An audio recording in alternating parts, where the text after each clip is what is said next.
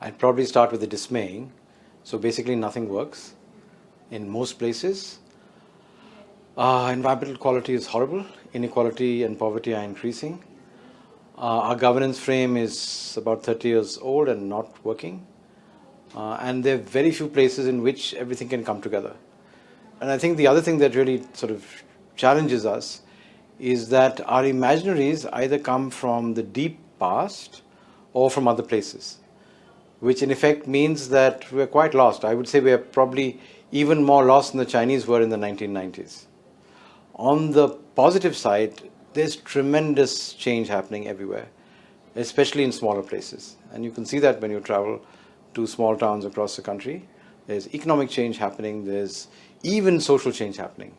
And to some extent, and I'd be sort of, there's even some shifts happening on maybe not on gender relations, but certainly the aspirations of young women across the country, which I think are going to change the landscape very, very dramatically.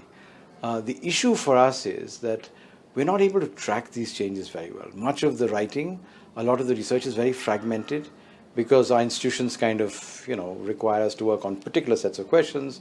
So there are very few people who are able to connect the dots, because if you have economic change, if you have significant social change actually happening, it should reflect in the politics. And you can see that, but you can't really put your pulse of that happening. So I think that's a very critical area in which we have to build theory and connect up with people who are trying to make these connections between social movements, economic shifts, and political processes, because I think that's going to be a very important and critical space in India.